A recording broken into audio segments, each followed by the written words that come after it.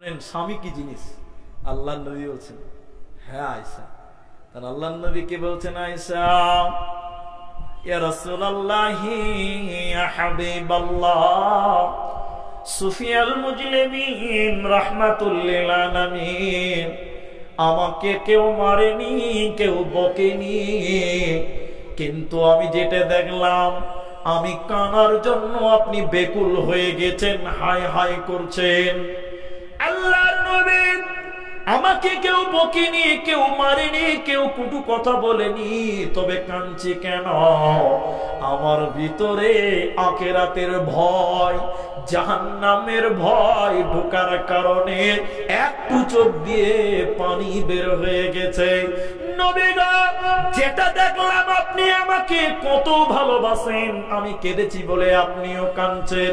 নবী গো, কাল কিয়ামতের দিন আমি আয়েশা আপনার বিবি যদি এইভাবে কিয়ামতের ময়দানে কাঁদে, সেদিন নবী আপনি এসে কি আমাকে বলবেন আয়েশা তুমি কাঁদছো কেন? আম্মা জান আয়েশার সওয়ালের জবাব নবীজি বললেন আয়েশা রে শোনো, যখন জিলজাল শুরু হবে, যখন কিয়ামত শুরু হবে, তিনখানা ভূমিকম্প হবে রে আয়েশা। ওই তিনখানা ভূমিকম্পর সঙ্গে সঙ্গে মানুষের আত্মীয়র বন্ধন ছিন্ন হয়ে যাবে। আয়েশা শুনে নাও, কিয়ামতের দিন তুমি যদি কেঁদে কেঁদে আর নবী নবী বলে যদি চিল্লিয়ে কেঁদে মারা যাও, আমি নবী তোমার কোনো উপকার করব না, আমি তোমার কিঞ্চিত পরিমাণ উপকার করতে পারবো না। তাহলে আয়েশা রে, কিয়ামতের দিন স্বামীর পরিচয় বাঁচা যাবে না। এজন্য নবী বলতে ফাতেমা বেটি রে, ওরে আমার মা, ওরে বেটি ফাতেমা শুনে নাও, তুমি আমার মেয়ে, তোমার কোনো কিছু দাবি থাকলে, তোমার কিছু চাওয়ার থাকলে, আমি নবী বেঁচে আছি, তুমি আমাকে বলো, আমি তোমাকে দেওয়ার চেষ্টা করব। বেটি ফাতেমা শুনে নাও, কিয়ামতের দিনে যদি আব্বা আব্বা মুহাম্মদ চিল্লিয়ে যদি মারা যাও, সেদিন আমি মুহাম্মদ তোমার বাবা তোমার কোনো উপকার করতেও পারবো না, আমি তোমার কিঞ্চিত পরিমাণ কাজে আসবো না। অতএব বেটি রে, দুনিয়াতে আমল করো, আমলের বিনিময়ে তুমি কাল কিয়ামতের দিন বাঁচতে পারবে, অন্যথায় কিয়ামতের দিন বাঁচা যাবে না, যাবে না। তোমরা ভুলে গেছো বীর শহীদের নাম, তোমরা ভুলে গেছো বীর শহীদের নাম। তারা জান্নাতের ফুল বাগেতে, তারা জান্নাতের খুশবু গেতে অতিথি ভ্রাম্যমান, রাহে লিল্লাহ করছে তারা জীবন কুরবান, রাহে লিল্লাহ করছে তারা জীবন কুরবান। তোমরা ভুলে গেছো বীর শহীদের নাম। টোটাল বক্তব্য যেটা বুঝে আসলো, যেটা ফুটে উঠলো, তাহলে কিয়ামতের দিন কেউ কারো মাধ্যমে বাঁচতে পারবে না। এই ব্যাপারে শেষ হাদিস বলছি যে কিয়ামতের দিন বাঁচবো কি করে, তার ব্যাপারে আলোচনা করব। কঠিনতার দিকে একটা মাত্র হাদিস বলবো, মুখটা খুলেন, মুখটা খুলেন সবাই। ইব্রাহিম আলাইহিস সালামের আব্বার নাম আপনারা জানেন? কেউ জানেন না? আজর। আজর। ইব্রাহিম আলাইহিস সালামের আব্বার নাম আজর। ওর কাজ ছিল মূর্তি বানানো। এখন দুর্গাপূজা শেষ হয়ে গেছে, পরশুদিন, কালকেই তো, না না কালকে যেটা মূর্তি ভাসিয়ে দিল, কালকে, হ্যাঁ দুর্গাপূজার মূর্তি ভাসালো না, বিসর্জন দিল, তো আমার ওটা বলার কিছু নাই। তো একটা আফসোস লাগে, মনে প্রশ্ন জেগেছে, তার জন্য বলছি। গোটা পশ্চিমবঙ্গ, গোটা আসাম, গোটা বিহার, ঝাড়খণ্ড, যে কটা রাজ্য ঘুরে বেড়াচ্ছি, আমার নজরে বলছি, গোটা ভারতবর্ষে ঈদ মুসলমানদের দুটা, কটা বলুন, একটু বলুন, একটু জোরে বলুন, দুটা। এই ঈদের নামাজ পড়তে সর্বোচ্চ 10 মিনিট লাগে, তার বেশি লাগবে না। জি ভাই, বলেছে 10 মিনিট। ঈদের নামাজ পড়তে ক মিনিট লাগবে? দূরিকে 10 মিনিট। আপনারা তো গ্রামে বাস করেন, যেগুলো শহরের কথা বলছি, গোটা ভারতবর্ষে খুব বেশি হলে 50টাও হবে, 100টাই ধরে নিলাম, ঈদের নামাজ সরকারি রাস্তাতে হচ্ছে। কোনো কোনো জায়গাতে, সব জায়গাতে না। যেরকম মালদা আপনার সুজাপুর আছে, সুজাপুর 9 মুজা ঈদগাহ, ওইটা রাস্তার উপরে নামাজটা হয়। তো নামাজ পড়তে ক মিনিট লাগে বললাম? 10 মিনিট। ওই 10 মিনিট ঈদের নামাজ পড়ছে রাস্তাতে। ওই জন্য কিছু কিছু বুদ্ধিজীবী আমাদের সমাজে খবরের কাগজে ছাপে মুসলমানরা রাস্তা দখল করে নামাজ পড়ছে। লড়ছে কি লড়ছে? হ্যাঁ না বলো। আর এই যে পূজাটা গেল, আমি নামটা বলছি না, কোন ধর্মকে ছোট করছি না, আল্লাহর কসম আমি সবাইকে ভালোবাসি, তার কাছে আমারটা আমার কাছে, লাকুম দীনুকুম ওয়ালিয়া দিন, সেটা আমি বলছি। শুনেন, এই যে পূজার নামে আজ 5 দিন 7 দিন থেকে শহরে গাড়ি নিয়ে ঢুকতে পারা যায় না, রাস্তা দখল করে আছে না নাই? একটু হ্যাঁ না বলুন। আরে কালকে রতুয়া দিয়ে গাড়িটা যাচ্ছে, যেতে দিচ্ছে না, গাড়ি আটকে রেখে দিয়েছে। ড্রাইভার ভাই আমার নামলো, পুলিশের কাছে দিয়ে বলছে যে মৌলানা সাহেব গাড়িতে বসে আছে, আমাদের প্রোগ্রাম আছে, মৌলানাকে 10টার মধ্যে পৌঁছাতে হবে, এইভাবে আটকে রেখে দিলে কি করে হবে? তখন পুলিশ আইনের ভাইরা খুব ভালো, ওরা আমার গাড়িটা অন্য রাস্তা দিয়ে ভিতর দিয়ে গাড়ি পার করে দিল, যেটা যান আপনি চলে যেতে পারবেন, বার করে দিল। তাহলে দেখেন আজকে 7 দিন থেকে রাস্তা ব্লক করে রেখে দিয়েছে অনেক প্রায় শহরে, ঠিক না ভুল বলেন? আমি ঠিক বললাম না ভুল বললাম? 7 দিন থেকে রাস্তা বন্ধ করেছে, তখন সালা কোনো বুদ্ধিজীবী কথা বলতে পারে না, হ্যাঁ কিনা বলো? সব সালা মশারির তলে তখন লুকিয়েছিল। আর মুসলমান 10 মিনিট বছরে 2 দিন নামাজ পড়বে, ওইটা নিয়ে ফতোয়া দিয়ে বাড়াচ্ছে কিছু কিছু লোক, আছে না না? হ্যাঁ না বলো? এদের হুঁশ হচ্ছে কথা বলা। তো আমি যে কথাটা বলছি, এই যে মূর্তি বানানো, তো শুনুন, এই যে মূর্তি ভাসানো বা মূর্তি বানানোটা আমরা হাদিস কোরআনেও পেয়েছি, পাইনি? এর মূর্তির কথা হাদিস কোরআনে নাই? আরে কাবা ঘরে মূর্তি ছিল কি ছিল না? ইব্রাহিমের বাপ মূর্তি বানাতো কি বানাতো না? বানাতো। শুনেন, এইটুকু শুনুন, বিসমিল্লাহ। ইব্রাহিম আলাইহিস সালামের বাপ আজার মূর্তি বানাচ্ছে আর গ্রামে গ্রামে বিক্রি করে বানাচ্ছে পত্তলি। ইব্রাহিম একদিন আব্বাকে বলছে, মানে ইব্রাহিম তার বাপকে বলছে, আব্বা, বাপকে বেটা বলছে, বাবা মূর্তি বানাচ্ছেন, অন্যায়, পাপ, আল্লাহ হারাম করেছেন, নিষেধ করেছেন, আপনি এগুলো করিয়েন না। আমি ইব্রাহিমকে মানেন, আল্লাহ আপনাকে মরার পর জান্নাত দেবে। দেবে কি দেবে না? একটু বলুন না বাবা, এতটি লোক হ্যাঁ না বলে না। তো ইব্রাহিম আলাইহিস সালামের বাপ কি বলেছিল জানেন? আমি লম্বা করে বলছি না, একদম সংকীর্ণ। ইব্রাহিমের বাপ খালি একটা কথা বলছে, এই বেটা ইব্রাহিম, এই যা বলেছিস, দ্বিতীয়বার যেন এই কথাটা তোর মুখে আমি না শুনতে পাই। কথা ক্লিয়ার? আপনারা বুঝতে পেরেছেন? হ্যাঁ না বলেন এবার, বাস। তো ইব্রাহিমের বলার কাজ বলেছে, বাপ মানলো না, অস্বীকার করলো, বেটাকেও মানলো না। কিয়ামতের দিন, হাদিস, কিয়ামতের দিন ইব্রাহিম আলাইহিস সালামের বাপ আজার ধুলোমলিন অবস্থা, শামসি স্টেশনে যে পাগলি ঘুরে বেড়াচ্ছে, তার কাপড়ের ঠিক নাই, তার জামার ঠিক নাই, কাপড়ের ঠিক নাই, চুলের ঠিক নাই, পোশাক আশাক ঠিক নাই। নবী বললেন কিয়ামতের দিন ইব্রাহিমের বাপ একটা পাগলের মতন সুরাত, পাগলের মতন চেহারা, উস্কো উস্কো তার চুল হবে, ধুলোমলিন তার জামা হবে, ক্লান্ত অবস্থায় ইব্রাহিম আলাইহিস সালামের বাপ দাঁড়িয়ে থাকবে। মনে হবে একটা পাগল, মনে হবে পাগল। ইব্রাহিম আলাইহিস সালাম আসবেন, কত কি অবস্থা, কি একটা কঠিন মুহূর্ত, একটু লক্ষ্য করেন আমার মা বোনেরা। ইব্রাহিম আলাইহিস সালাম এলো, এসে বাপের দিকে তাকাবে, হাজার পাপ করতে পারে, বাপ মহব্বত হবে কি হবে না? ইব্রাহিম থাকতে না পেরে আল্লাহকে বলতে লাগলেন, আল্লাহ তুমি আমাকে ওয়াদা দিয়েছিলে, আমি তোমার কাছে যা চাইবো তুমি আমাকে তাই দেবে। আল্লাহ তুমি ওয়াদা করেছো আমি ইব্রাহিমকে, আমি ওয়াদা যা চাইবো তুমি তাই নাকি দেবে। আল্লাহ গো, আমার বাপ তিনি আজর, তিনি জাহান্নাম যাবে, আমি তার বেটা ইব্রাহিম আমি জান্নাতে যাব। এটা কেমন লাগছে? দেখতে বড্ড খারাপ লাগছে আল্লাহ।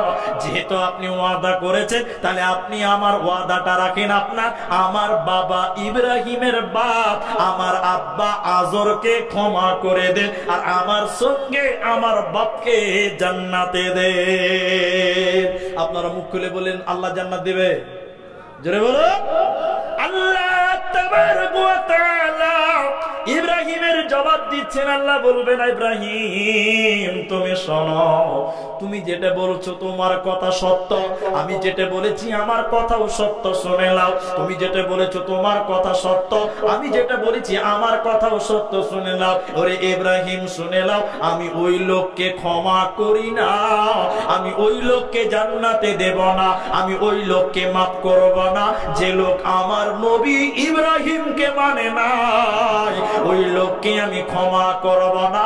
সে তোমার বাপ হোক চাই যে হোক না কেন, সে আমার নবী ইব্রাহিমকে মানেনি, আমি আল্লাহকে মানেনি। অতএব তোমার বাবাকে আজকে জান্নাত দেওয়া হবে না, পাবে না, পাবে না।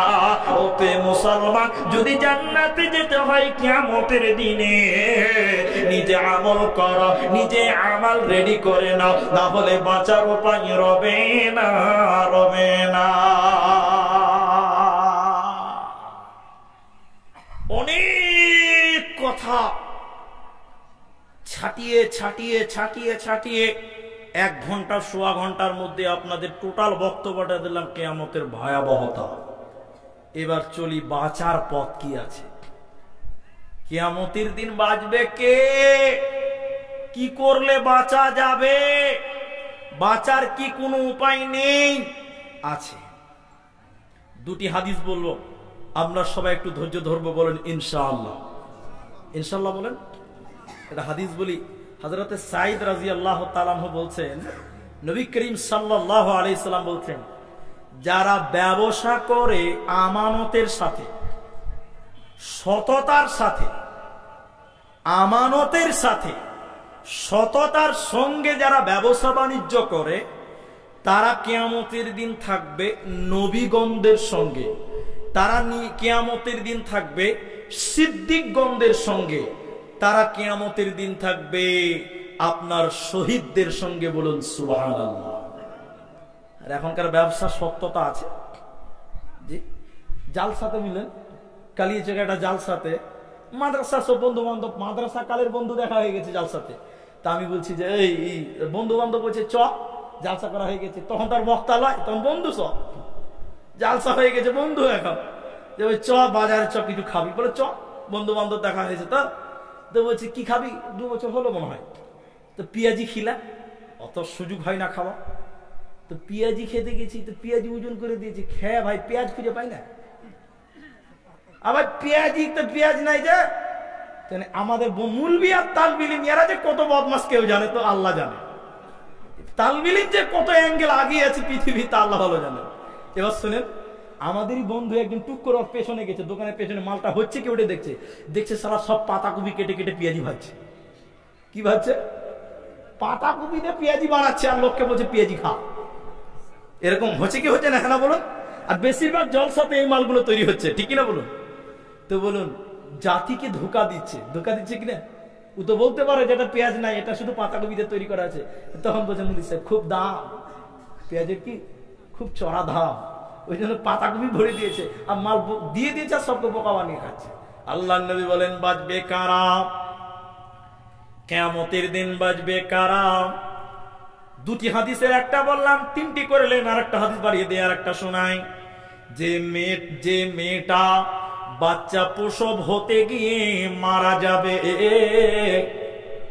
যে মেয়েটা বাচ্চা জন্মাবার সময়, ডেলিভারির সময় মারা যাবে, এই মেয়েটার কিয়ামতের দিন বিচার হবে না, বিনা হিসাবে আল্লাহ জান্নাত দেবে। বলুন সুবহানাল্লাহ।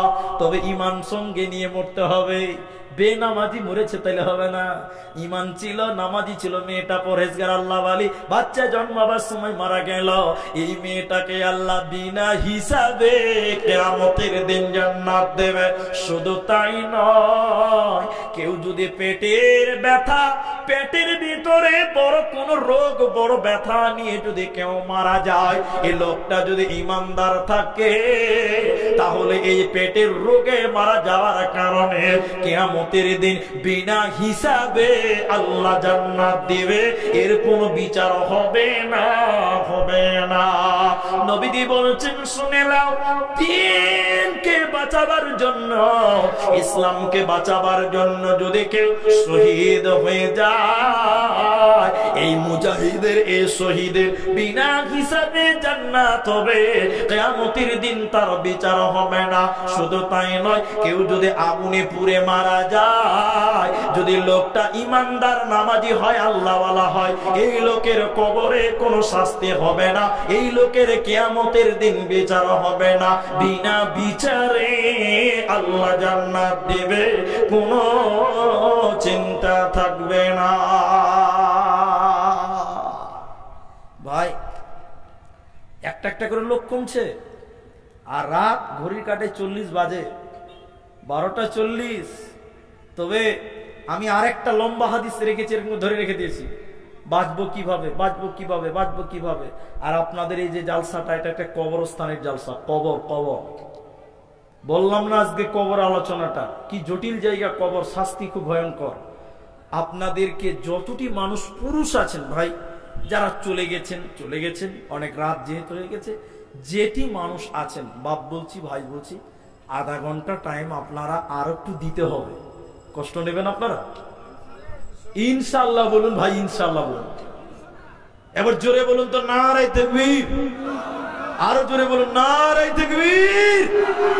মাশাআল্লাহ। বসেন, আর শয়তান পালিয়ে যাবে। ভাই যারা চলে গেছেন, চলে গেছেন, যারা আছেন ঘড়ি দেখেন, আধা ঘন্টা টাইম বসেন, কেউ উঠবেন না, কেউ নড়চড় করবেন না।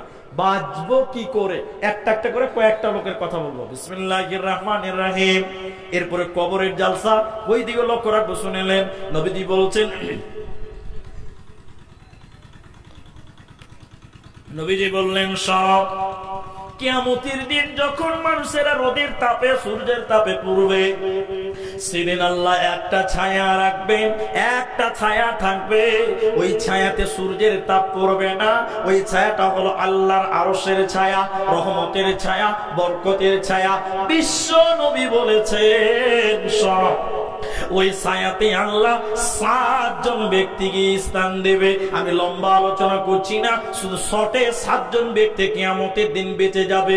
একটা একটা করে বলবো, আঙুল তুলবেন।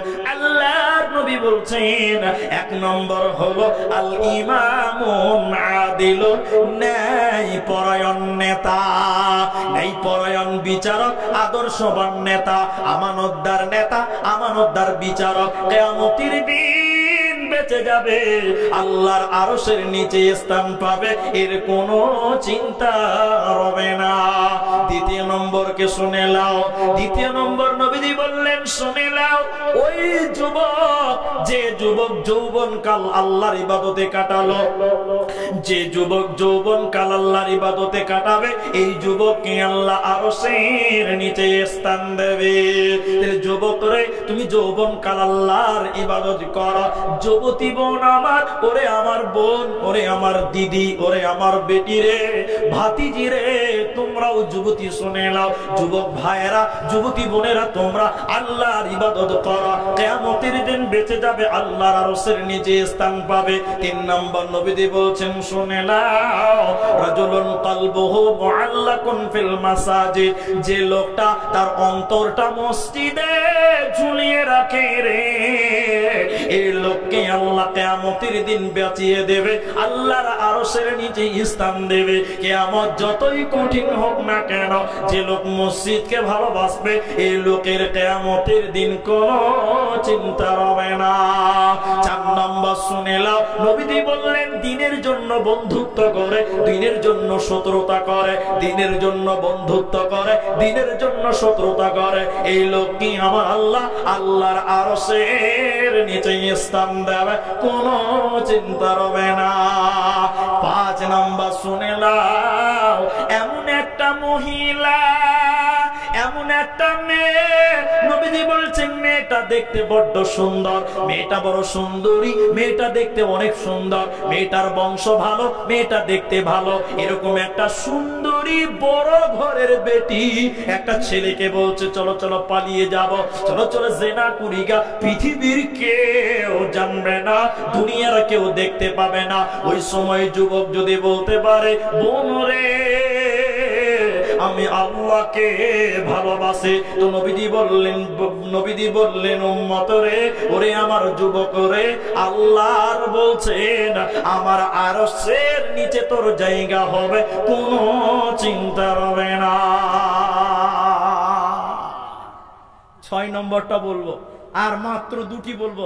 ভাই আধা ঘন্টা টাইম বললাম, তারপরে উঠছেন গো, আল্লাহ আধা ঘন্টা টাইম বসেন, খুবই বিরক্ত লাগছে। আধা ঘন্টা টাইমটা আপনাদের কাছে চেয়েছি। জি, আল্লাহ রসুল বললেন দান করলো, এদিকে দেখেন, ডান হাত দান করলো তো বাঁ হাত জানলো না। বুখারী হাদিস, ডান হাত দান করলো তো বাঁ হাত জানলো না। এক কথায় গোপনে দান করলো। গোপনে দান করা ভালো, তবে প্রকাশ্যে দান করা জায়েজ। প্রকাশ্যে দান করা জায়েজ কিনা? আল্লাহ কোরআনে বলেছেন সিররা ওয়া আলানিয়া, প্রকাশ্যে এবং গোপনে 2 ভাগেই দান করা যায়। আচ্ছা, প্রকাশ্যে দান করলে কি ভালো গুণ আছে? বলে হ্যাঁ, আপনি 10,000 টাকা দিলেন, আপনার দেখা দেখি এ ভাই বলছে ও যখন 10 দিল তো আমি সালা 12,000 টাকা দিই, তাহলে আপনাকে দেখে উৎসাহিত হলো, আপনি ডবল নেকি পাবেন। সুবহানাল্লাহ বলেন। মানুষকে ঐক্যবদ্ধ করার জন্য, উদ্বুদ্ধ করার জন্য, আমল করার জন্য, উৎসাহিত করার জন্য প্রকাশ্যে দান করা যায়, তবে গোপনে দান করা বেশি ভালো। গোপনে দান করলে কি হবে? আল্লাহর আরশের নিচে স্থান পাবে। আর এখনকার মুসলমানেরা জালসাতে দান করছে, নাম না বললে বড্ড নারাজ হয়েছে না? নারাজ হয়েছে না? দিনাজপুরের একটা মাহফিলে শীতের দিন, কনকনা ঠান্ডা, কোট ফোট পরেছি, মাথায় রুমাল দিয়েছি, স্টেজে যাচ্ছি, তখন রাত 12টা বাজে, ওই রকমই হবে, মনে নাই অতটা।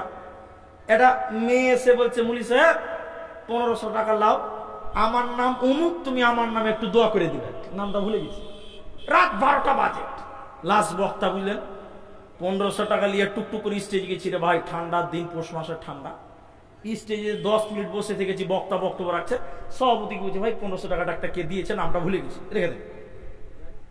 এরপরে আমার পালা, জালসা করেছি 1.5 ঘন্টা, 1.25 ঘন্টা। এবার আদায় করে দোয়া করে নামছি, ওই মেয়েটা আমার দিকে তাড়াতাড়ি করে হাঁটা আসছে, যখন সালাম করছি তখন বলছে মুলি সাহেব 1500 টাকা ঘুরিয়ে দাও। কেন? যে আমার নামটা যে বলনি। সাংঘাতিক লোক, মানে ও মনে করছে নাম বলিনি মানে আল্লাহ শুনতে পাই। আপনারা বলুন, নাম না বললে আল্লাহ শুনতে পাবে না? একটু বলুন, পাবে কি পাবে না? গোপনে দান করলে নেকি পাওয়া যাবে, গোপনে দান করা ভালো, তবে প্রকাশ্যে দান করেন মানুষকে উৎসাহিত করার জন্য, মানুষকে দানে আগ্রহ করার জন্য, প্রকাশ্যে দান করা যায়। তাহলে 6টা হয়ে গেল। তাহলে আল্লাহ রাসূল নিচেটা দিবেন। 7 নম্বর নবী বলছেন ওয়ারাদুলুন যাকারাল্লাহু খালিয়ান ফাফাযাতুহু আইনাহু। আল্লাহ নবী বলছেন যে লোকটা আল্লাহর ভয়ে কানবে, এই লোককে আমার আল্লাহ কিয়ামতের দিন আরশের নিচে স্থান দেবে, আরশের নিচে জায়গা পাবে। এই লোকের কোনো চিন্তা থাকবে না। অতএব মুসলমান, এই 7টা যদি আমল করতে পারো, কিয়ামতের দিন আল্লাহর মেহমান হবে, আরশের তলে জায়গা পাবে, আল্লাহ জান্নাত দেবে। তোমাদের কিয়ামতের দিন কোনো চিন্তা হবে না। 20 মিনিট আছে, আমার দিকে দেখেন, 20 মিনিট আছে। মসজিদ নয়, মাদ্রাসাও নয়, এটা একটা কবরস্থানের জালসা। ভাই হ্যান্ডবেলটা দেন তো একটু। ভাই যারা চলে যাবেন টাকা দিতে হবে না, টাকা দিয়েন না, কিন্তু যারা কবরে চলে গেছে আপনাদের দিকে তাকিয়ে আছে, আল মাইয়িতু কাল গারিব, আজকে যিনি মারা গেছে আপনার দিকে তাকিয়েছে, আপনার বাপ কবরে গেছে আপনার দিকে তাকিয়েছে, আপনার মা মরে গেছে আপনার দিকে তাকিয়ে আছে যে আমাদের জায়গার জন্য, কবরের জায়গার জন্য আমার ছেলে হয়তো বা কিছু একটু দান আমার জন্য করবে। শুনেন এই কথাগুলো শুনেন। আপনার মা মরে গেছে, মায়ের দুধ পান করেছেন, ঋণ শোধ করতে পারবেন না। আপনি নামাজ পড়েন, রোজা করেন, মায়ের জন্য দোয়া করছেন, মা মরে গেছে। রসুল বলছেন নেক্সট সন্তানের দোয়া কবুল, কিন্তু দোয়া কবুল হবে তার মানে এই নয় আপনার মায়ের কবরের শাস্তি বন্ধ হবে, এ কথা কিন্তু রসুল বলেনি। আপনার বাবা মারা গেছে, আপনি রোজা রাখছেন, ইফতারি খাওয়ালেন, আর কিছু করলেন, বাপের কবরের শাস্তি বন্ধ? বলুন হবে? হবে না। কিন্তু শুনেন, কেউ যদি মৃত মানুষের জন্য দান করে, আল্লাহ রাসূল বলেন সঙ্গে সঙ্গে কবরের শাস্তিকে আল্লাহ বন্ধ করে দেয়। বলুন সুবহানাল্লাহ। কেমন বন্ধ করে দেয়? বলে আগুনে পানি ঢেলে দিলে যেমন আগুন নিভে যায়, মৃত ব্যক্তির জন্য যদি কেউ দান করে সঙ্গে সঙ্গে তার কবরের শাস্তি বন্ধ হয়ে যায়। আরেকবার বলুন সুবহানাল্লাহ। মা মারা গেছে, বাপ মারা গেছে, যারা মারা যায়নি আপনারা বেঁচে আছেন। আপনি 3 তলা বাড়ি বানিয়েছেন বিশনপুর গ্রামে, 2 তলা বাড়ি বানিয়েছেন বিশনপুর গ্রামে। আপনি যখন মারা যাবেন আপনাকে ঘরের পেছনে 5 তলাতে আপনার ঘর হবে, ঠিক কিনা বলুন? একটু হ্যাঁ বলুন। 3 তলা বাড়ি আপনার নয়। তাহলে দুনিয়াতে বিল্ডিং করেছেন, এসি লাগিয়েছেন, মার্বেল টাইলস করেছেন, এটা আপনার বাড়ি নয়। আপনার আসল বাড়ি হলো কবর। তাহলে যে এটা আসল বাড়ি সেইটা আপনি বানালেন না, যে বাড়িতে থাকতে পাবেন না সেটা মার্বেল পাথর করলেন। আপনি কত বড় বোকা, আপনি কত বড় নির্বোধ। যেটা আসল বাড়ি সেইটা আপনি বানাতে পারলেন না। আজকের এই বিশনপুর কবরস্থানের জন্য এখানে যারা মানুষ আছেন, চলে যাচ্ছেন অনেকেই, আমার কথা রাখেননি। আমি আপনাদেরকে বলতে চাই, এখানে একটা লোক কি পারবেন? একজন, বাকি কি উঠিয়েন না বাবা, দোয়াটা করব, দোয়াটা নিয়ে যাবেন। একজন মানুষ শুধু বলেন, মাওলানা বাড়ি তো বানিয়েছি, থাকতে তো পাবো না, আমার আসল বাড়ি আমার কবর। সেই কবরের একটা কবরের জায়গা আমি মাত্র 5,000 টাকা, আমি আমার কবরটা, আমি আমার আসল বাড়িটা নিজের টাকা দিয়ে কিনতে চাই। বা আমার মা মারা গেছে, মায়ের কবরের জায়গার মূল্যটা 5,000 টাকা আমি দিতে চাই, এটা আমার আসল বাড়ি, আমার টাকা দিয়ে আমি কবরটা কিনে নিব। এরকম একটা লোক 5,000 টাকা দেবেন যে আমি আমার কবরটা নিজের টাকাতে কিনে নিলাম। আপনার কবরে আল্লাহ জান্নাতের বিছানা বিছাবেন। কবরে যখন যাবেন আল্লাহ আপনাকে জান্নাতের পোশাক পরাবেন। আপনার কবরে জান্নাতের একটা গেট খুলে দেওয়া হবে। বলুন সুবহানাল্লাহ। ভাইজান, একটা লোক 5,000 টাকা, নিজের বাপ কবরে শুয়ে আছে, যেই ঘরে কোনো বিছানা নাই, যেই ঘরে কোনো আলো বাতাস নাই, যেই ঘরের কোনো দরজা নাই, সেই বাপের কবরের জন্য, সেই মায়ের কবরের জন্য, অথবা নিজের কবরের জন্য একটা লোক বিশনপুরে কেউ নাই, এই অত্র বিরাট গ্রামে একজন মানুষ 5,000 টাকা দেবেন। এরকম যদি পাই, আমি দোয়া করে আজকের মতন সমাপনীর দিকে নিয়ে যাব। ভাই, একটা লোকও কেউ পারবেন না গো? এই গ্রামে অনেক মাস্টার আছে, এই গ্রামে অনেক প্রতিষ্ঠিত মানুষ আছে। আমি অনেক দিন থেকে গ্রামে আসা যাওয়া করছি। আপনাদের ভিতরে কোনো মাস্টার, কোনো ডাক্তার, কোনো যোগ্য বাপের যোগ্য সন্তান, কোনো যোগ্য মায়ের যোগ্য বেটা, এরকম পৃথিবীতে এই বিশনপুরের কেউ নাই গো? 5,000 টাকা কবরের জন্য দেবেন।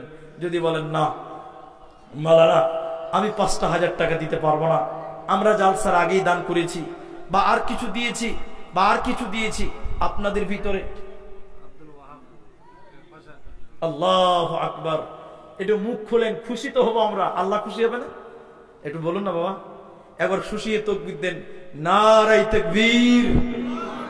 এতগুলো লোক আরেকটু জোরে বলবেন, নারায়ে তাকবীর।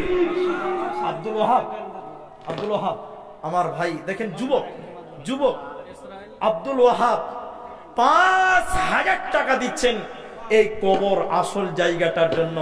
আল্লাহ গো, তারা তার আত্মীয় স্বজন মারা গেছে, আল্লাহ তুমি তাদের কবরের শাস্তিকে মার্জনা করো, বলি আল্লাহুম্মা আমিন। আল্লাহ গো, যারা মারা গেছে তাদের কবরটাকে প্রশস্ত করো, বলি আল্লাহুম্মা আমিন। আল্লাহু আকবার। আসেন মুসাফা করেন, বলেন এদিকে নামটা বলেন ভাই, বলেন নাম বলেন। দুলাল। তো শুনেন, কিসের ব্যবসা আছে? ওরে বাপরে, আমার এলাকাতে সব বাগান কেটে কেটে কেটে কেটে সব পলট হয়ে গেল। আর যারা জমির ব্যবসা করছে এরা রাতারাতি 5 তালা। বুঝতে পারছেন কিনা?